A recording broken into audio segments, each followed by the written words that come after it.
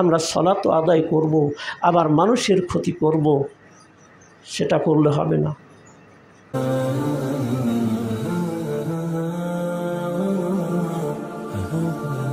সম্মানিত মুসল্লিবৃন্দ, শুকরিয়া আদায় করি আল্লাহ তাআলার যার অশেষ মেহেরবানিতে আমরা মসজিদে উপস্থিত হতে পেরেছি। মাবুদ মেহেরবানি করে আমাদেরকে যে এই জান্নাতের বাগানে কবুল করেছেন, তাই শুকরিয়াতান কালিমাতুশ শুকর আদায় করি। সকলে বলি আলহামদুলিল্লাহ। নবী রহমাতুল লিল আলামিনের প্রতি পেশ করি দরুদ ও সালাম। সকলে বলি সাল্লাল্লাহু আলাইহি ওয়াসাল্লাম। সম্মানিত মুসল্লিবৃন্দ, আমি সূরা নিসার 125 নম্বর আয়াতে কারিমা তেলাওয়াত করেছি। এই তেলাওয়াতকৃত আয়াতে কারিমাকে সামনে রেখে খুতবায় দু একটি কথা বলে আমি আমার খুতবার ইতি টানব ইনশাআল্লাহ। ওমা তাওফিকি ইল্লা আলাইহি তাওয়াক্কালতু ওয়া ইলাইহি উনীব।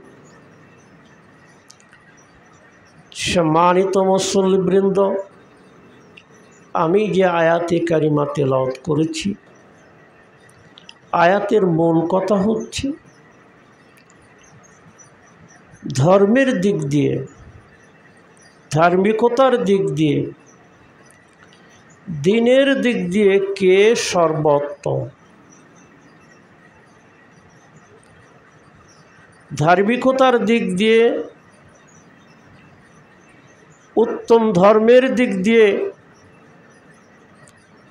কে সর্বোত্তম ধার্মিক, আল্লাহ রাব্বুল আলামিন আলোচ্য আয়াতে কারিমায় এ বিষয়ে কিছু কথা বলেছে। আমি সময়ের দিকে লক্ষ্য রেখে মৌলিক দু একটা কথা বলেই খুতবার ইতি টানব ইনশাআল্লাহ। ওমা তাওফিকি ইল্লা আলাইহি তাওয়াক্কালতু ওয়া ইলাইহি উনীব। দ্বীনের দিক দিয়ে, ধার্মিকতার দিক দিয়ে কে সর্বোত্তম, আল্লাহ রাব্বুল আলামিন এ বিষয়ে আমাদেরকে পরিষ্কারভাবে জানিয়ে দিচ্ছেন। কি বলছেন? মিম্মান আসলামা ওয়াজহাহু লিল্লাহ।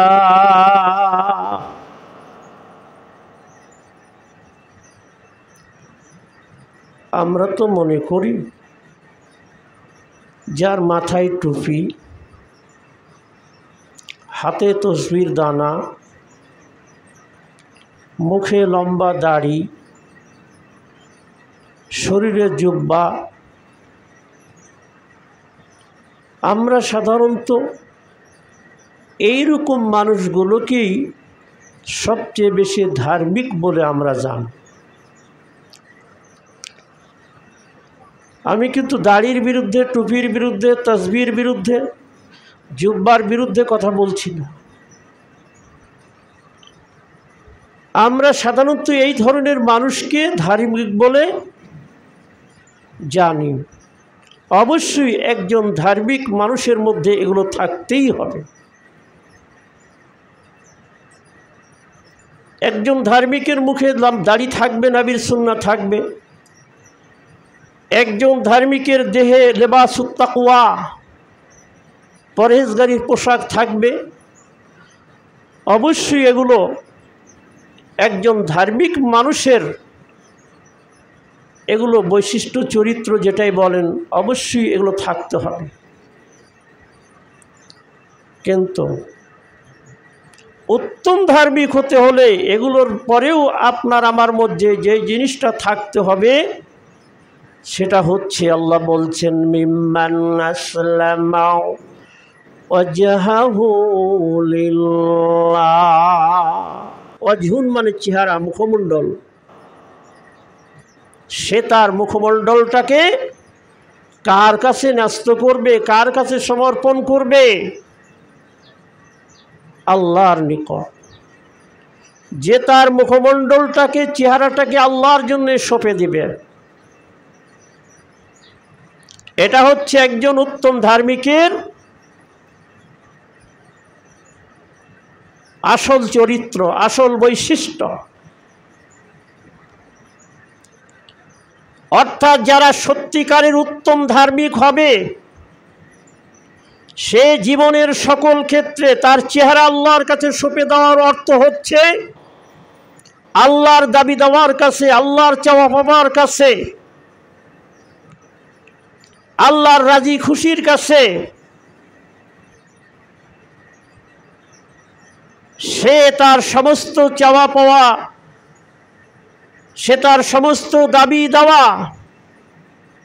আল্লাহর চাওয়া পাওয়ার কাছে, আল্লাহর দাবি দেওয়ার কাছে নিঃশর্তভাবে, নিরঙ্কুশভাবে সমর্পণ করে দিবে। এটাই হচ্ছে উত্তম ধার্মিক হওয়ার আসল বৈশিষ্ট্য। আমাদের মাঝে বহু মানুষ আমরা লক্ষ্য করি, যাদের বাহ্যিক পোশাক পরিচ্ছদ দেখলে মনে হয় সে একজন ধার্মিক, একনিষ্ঠ ধার্মিক। এইরকম বহু মানুষকে আমরা লক্ষ্য করি, তার জীবনের অনেক ক্ষেত্রে সে আল্লাহর কাছে নিরঙ্কুশভাবে, নিঃশর্তভাবে আল্লাহর দাবি দেওয়ার কাছে সে মেনে নিতে রাজি না, নিজেকে সমর্পণ করতে রাজি না। এইরকম বহু ধার্মিক মানুষ আমরা লক্ষ্য করি, যার বাহ্যিক দিকটা, তার পোশাক পরিচ্ছদ, তার বেশভূষা, তার দাড়ি, তার টুপি, সব কিছু দেখলে মনে হচ্ছে সে যেন একজন ধার্মিক, কিন্তু জীবনের সকল ক্ষেত্রে নিরঙ্কুশভাবে, নিঃশর্তভাবে নিজের আমিত্বকে, নিজের মুখমণ্ডলকে আল্লাহর কাছে সমর্পণ করতে রাজি না। বহু মানুষ আমাদের মাঝে আছে যারা সর্বোত্তম ধার্মিক হবে, হতে চাইবে, সে তার জীবনের সকল ক্ষেত্রে, সে তার ব্যক্তি জীবনে, সে তার অর্থনৈতিক জীবনে, জীবনের সকল ক্ষেত্রে, ক্ষেত্র বিশেষে না, জীবনের সকল ক্ষেত্রে, পারিবারিক জীবনে, সামাজিক জীবনে, অর্থনৈতিক জীবনে, রাজনৈতিক জীবনে, ধর্মীয় জীবনে, আভ্যন্তরীণ জীবনে, আন্তর্জাতিক জীবনে, জীবনের সকল ক্ষেত্রে সে নিরঙ্কুশভাবে, নিঃশর্তভাবে আল্লাহর কাছে নিজের আমিত্বকে সমর্পণ করে দিবে। এটাই হচ্ছে উত্তম ধার্মিক হওয়ার এক নম্বর বৈশিষ্ট্য। কিন্তু পারি না আমরা। যেই মানুষটি সালাতে এসে রুকু সাজদার মাধ্যমে আল্লাহর কাছে নিজকে সঁপে দেয়, আবার ওই মানুষটিকে দেখা যায় যেই মানুষটি সালাতের জীবনে আল্লাহর কাছে সমর্পণ করলো নিজকে, ওই মানুষটি যখন তার ব্যবহারিক জীবনে চলে যায় তখন সে আর আল্লাহর কাছে নিজের আমিত্বকে সমর্পণ করতে পারে না। তখন সেই পাহাড় পর্বত, ওই নদী নালা, খাল বিলের কাছে তার আমিত্বকে সে সমর্পণ করে।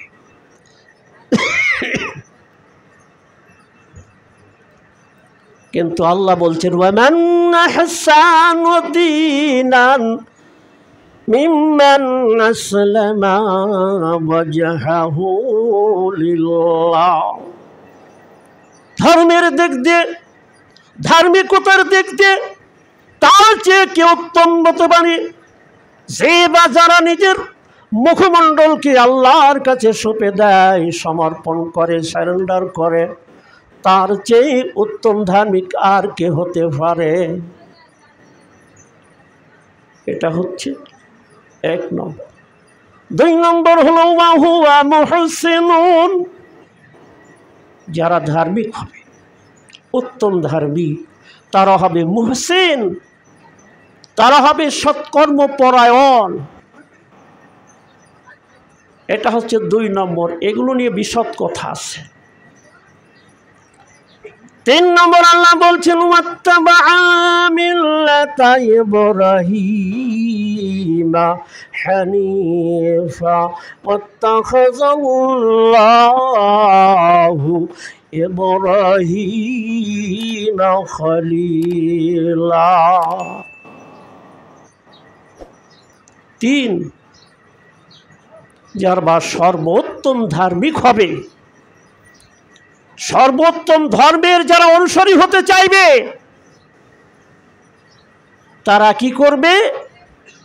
মিল্লাতে ইব্রাহিমের ইত্তেবা করবে, মিল্লাতে ইব্রাহিমের অনুকরণ করবে। যে ইব্রাহিম আলাইহিস সালামকে খলিল হিসাবে আল্লাহ গ্রহণ করেছিলেন, সেই ইব্রাহিম আলাইহিস সালামের মিল্লাতের সে ইত্তেবা করবে, অনুসরণ করবে। সূরা নিসা আয়াত নম্বর 125, এই আয়াতের মধ্যে আল্লাহ তাআলা সর্বোত্তম ধার্মিক কারা, ধর্মের দিক দিয়ে, ধার্মিকতার দিক দিয়ে কারা উত্তম ধর্মের ধার্মিক, এদের বিষয়ে আলোচনা করতে গিয়ে এই 3টা বিষয় আল্লাহ উল্লেখ করেছেন। সূরা বাকারার 130 নম্বর আয়াতে আবার আল্লাহ বলছেন ওয়া মাইয়ারগাবু আম মিল্লাতি ইব্রাহিমা ইল্লা মান সাফিহা নাফসাহু ইলা আখিরিল আয়াত। সূরা বাকারার 130 নম্বর আয়াতের মধ্যে আবার আল্লাহ তাআলা মিল্লাতে ইব্রাহিম সম্পর্কে বলছেন ওয়া মাইয়ারগাব আম মিল্লাতে ইব্রাহিম, মিল্লাতে ইব্রাহিম থেকে কে বিমুখ থাকতে পারে? মিল্লাতে ইব্রাহিম থেকে কে বিমুখ থাকতে পারে?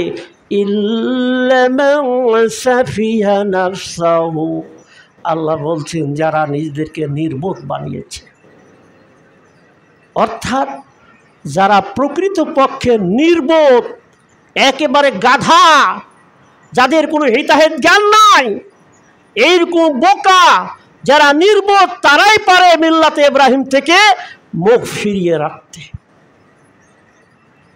যাদের মধ্যে সামান্যতম জ্ঞান আছে, যাদের মধ্যে সামান্যতম বোধ শক্তি আছে, তারা কখনো কোনোদিন মিল্লাতে ইব্রাহিম থেকে বিমুখ থাকতে পারে না। বিমুখ থাকবে কারা?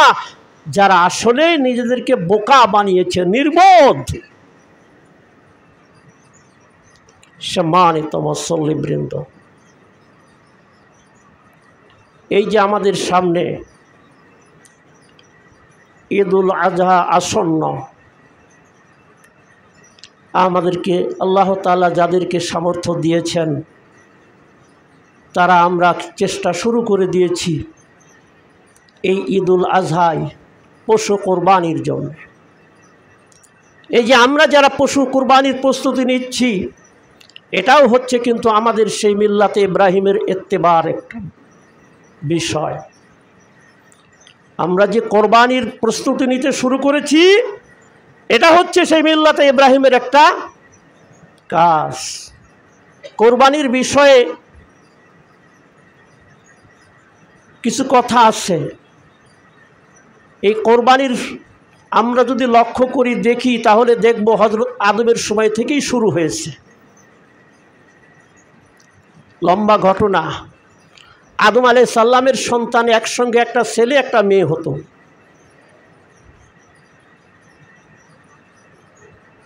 তো আল্লাহ তাআলার নির্দেশ আদম আলাইহিস সালামের কাছে যে এক পক্ষের ছেলের সঙ্গে আরেক দফার যে মেয়ে, তার সঙ্গে বিবাহ দিতে হবে। তো কাবিলের সঙ্গে যেই মেয়েটার জন্ম, আকলিমা, দেখতে কিন্তু সুন্দরী ছিল, রূপসী ছিল। আর হাবিলের সঙ্গে যে লাবুদা, যে মেয়েটির জন্ম, সে কিন্তু দেখতে কালো ছিল, কুৎসিত ছিল। এখন কাবিল আদম আলাইহিস সালাম যখন বলল কাবিল না করলো, না হবে না, আমি ওই হাবিলের সঙ্গে জন্ম না ওই কুৎসিত কালো মেয়েকে নিব না, আমার সঙ্গে যেটা এসেছে আমি আকলিমাকেই নিব। আদম আলাইহিস সালাম বললেন তাহলে একটা কাজ করো, আকলিমাকে কে নেবে তাহলে তোমরা কোরবানি দাও, যার কোরবানি আল্লাহর কাছে কবুল হবে আকলিমার সঙ্গে তার বিবাহ। হাবিল একটা মোটা তাজা একটা দুম্বা জবেহ করে সেই গোস্তগুলো পাহাড়ের উপর রেখে আসল, আর কাবিল কিছু জবের শীষ গোছা পাহাড়ের উপর রেখে আসলেন। তখনকার নিয়ম ছিল যে যার কোরবানিটা আল্লাহ কবুল করবেন আসমান থেকে সাদা আগুন আসবে, তারটাকে সে আগুনে কি করবে, জ্বালিয়ে পুড়ে ছাই করে দেবে। দেখা গেল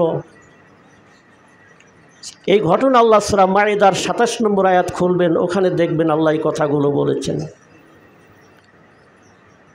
ইয কুরবা কুরবান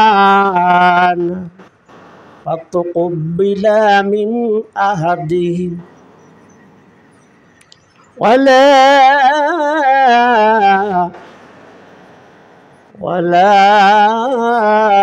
ইউকাব্বালুনা তুকাব্বালু আছে ওয়ালা তুকাব্বিলু মিন্না মিনাল আখার।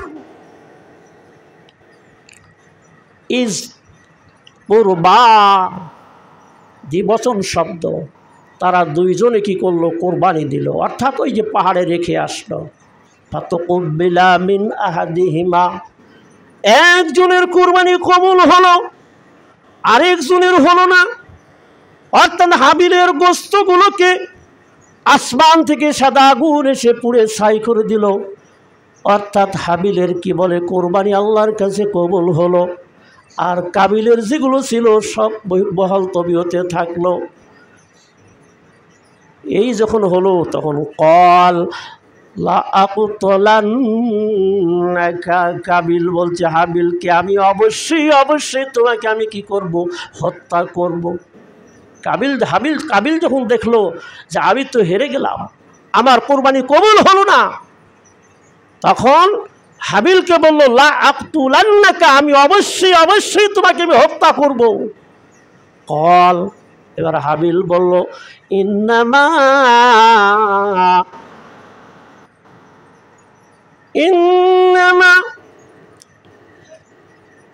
তুকাব্বিলুল্লাহু মিনাল মুত্তাকিন। হাবিল বলল ভাই রে, আল্লাহ মুত্তাকিদের কোরবানি কি করে থাকে, কবুল করে থাকে। তো যাই হোক, লম্বা ঘটনা আছে। এক পর্যায়ে কাবিল হাবিলকে হত্যা করলো, তারপর সেই লাশ কিভাবে সে এখন দাফন করবে, লুকাবে, বিপদে পড়লো।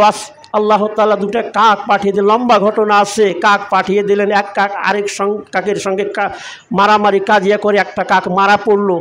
যেই কাকটা মারা পড়লো আর যে কাকটা বেঁচে থাকলো, এ তখন ঠোঁট দিয়ে পা দিয়ে মাটি গর্ত করে সেই গর্তের মধ্যে কি করলো, আপনার ওই মোরা কাকটাকে ঢেকে দিল।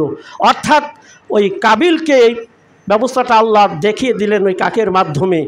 তখন সে ওটা দেখে কি করলো, মাটি গর্ত করে সেখানে হাবিলকে, লম্বা কথা। তো এখানে কোরবানির কথা এখনো এসেছে, কিন্তু আমরা যে কোরবানিটা করি এটা কিন্তু ওই হাবিল কাবিলের কোরবানি না। আল্লাহর নবীর সাহাবীরা জিজ্ঞাসা করলো, কল আসহাবু রাসূলিল্লাহ সাল্লাল্লাহু আলাইহি ওয়াসাল্লাম মা হাযিহিল আযাহি। আল্লাহর নবীর সাহাবীরা নবীর কাছে জানতে চাইলেন, নবী গো, এই যে আমরা ঈদুল আজহার 10ম দিনে আমরা যে পশু কোরবানি করে থাকি, আমরা কোরবানি দিয়ে থাকি, এটা আসলে কি? কল, আল্লাহর নবী বললেন সুন্নাতু আবিকুম ইব্রাহিম। আল্লাহর নবী বললেন এটা হচ্ছে তোমাদের পিতা ইব্রাহিম আলাইহিস সালামের সুন্নাহ। আল্লাহর নবীর সাহাবীরা আমার জিজ্ঞাসা করলেন, জানতে চাইলেন, মা হাজালানা ফিহা ইয়া রাসূলুল্লাহ, ওগো নবী, আমরা যারা ওই নবী ইব্রাহিম আলাইহিস সালামের সুন্নাহ অনুকরণ করে আমরা যারা পশু কোরবানি দিই, এতে আমাদের কি রয়েছে, কি লাভ রয়েছে?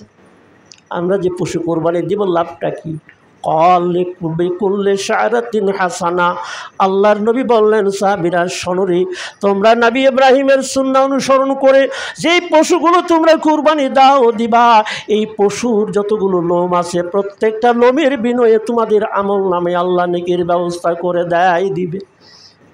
তাহলে আমরা যেটা কোরবানি দিই এটা কিন্তু হাবিল কাবিলের কোরবানি না, এটা হচ্ছে নবী ইব্রাহিম আলাইহিস সালামের লম্বা ঘটনা জানেন। ওয়া তারাকনা আলাইহি ফিল আখিরিন, যখন ছেলেকে কোরবানি দিয়ে ফেললেন, পরীক্ষায় পাশ করলেন, আল্লাহ তাআলা ওখানে বলেছেন সাফার মধ্যে যে ওয়া তারাকনা আলাইহি ফিল আখিরিন, এই ইব্রাহিমের এই সুন্নাতটাকে আমি পরবর্তীদের মধ্যে ছেড়ে দিলাম। অর্থাৎ তখন থেকে শুরু করে আজ পর্যন্ত নবী ইব্রাহিম আলাইহিস সালামের সেই সুন্নাহ আমাদের মধ্যে রয়েছে। সম্মানিত মুসল্লিবৃন্দ, আমি যেই কথা বলছিলাম যে হযরত ইব্রাহিম আলাইহিস সালামের মিল্লাতের আমরা অনুসরণের করার জন্যেই এই ঈদুল আজহায় আমরা পশু কোরবানি করে থাকি। এটাও হচ্ছে মিল্লাতে ইব্রাহিমের ইত্তেবা। মিল্লাতে ইব্রাহিম নিয়ে অনেক কথা আছে, মিল্লাতে ইব্রাহিম নিয়ে অনেক কথা আছে। আল্লাহ যে বললেন উত্তম ধার্মিক যারা হবে তারা এক নম্বর হলো তারা আল্লাহর কাছে নিজের আবিত্বকে সঁপে দিবে, দুই নম্বর তারা মুহসিন হবে, তিন নম্বর তারা মিল্লাতে ইব্রাহিমের অনুকরণ করবে। তো মিল্লাতে ইব্রাহিম আছে কি?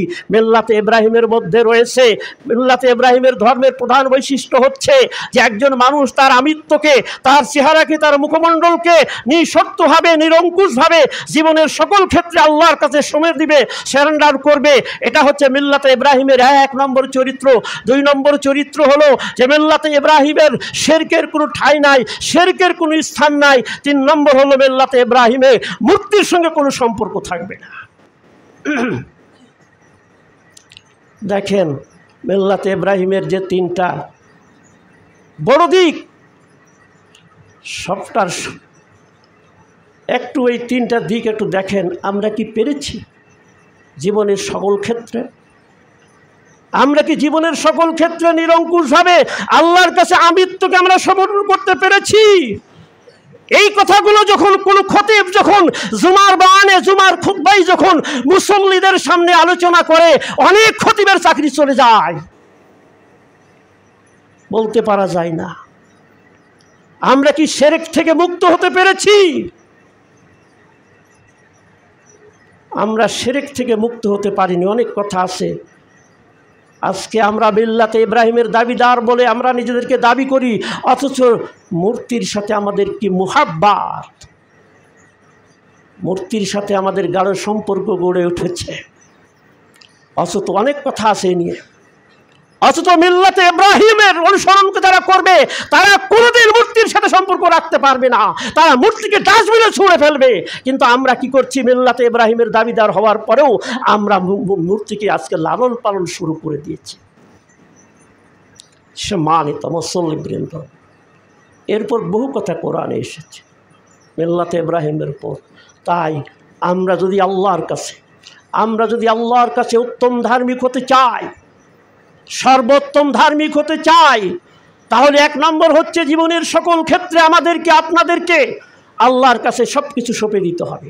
অর্থাৎ আল্লাহ যে নির্দেশনা দিয়েছেন, আল্লাহর কিতাব যে নির্দেশনা দিয়েছে, আল্লাহর নবী যে নির্দেশনা দিয়েছেন, সেগুলো আমাদেরকে মনে প্রাণে আমাদেরকে নিরঙ্কুশভাবে নিঃশর্তভাবে মেনে নিতে হবে। আমাদেরকে মুহসিন হতে হবে, সৎপরায়ণ হতে হবে, সৎকর্মশীল হতে হবে। আমরা সালাত আদায় করব, আবার মানুষের ক্ষতি করব, সেটা করলে হবে না। তিন নম্বর মিল্লাতে ইব্রাহিমের অনুসরণ আমাদেরকে করতে হবে। অনেক কথা আছে। আল্লাহ রাব্বুল আলামিন আমাদের তৌফিক দিন, আমরা যেন নিজেদের আমিত্বকে আল্লাহর কাছে সঁপে দিয়ে আমরা যেন নিজেদেরকে মুহসিন হিসাবে প্রতিষ্ঠিত করে এবং মিল্লাতে ইব্রাহিমের জীবনের সকল ক্ষেত্রে ইত্তেবা করে, অনুসরণ করে আমরা যেন আল্লাহ তাআলার কাছে নিজেদেরকে সর্বোত্তম ধার্মিক হিসাবে আমরা যেন প্রতিষ্ঠিত করতে পারি। আল্লাহ রাব্বুল আলামিন এই তৌফিক আমাদের সবাইকে দান করুন, বলি আল্লাহুম্মা আমিন।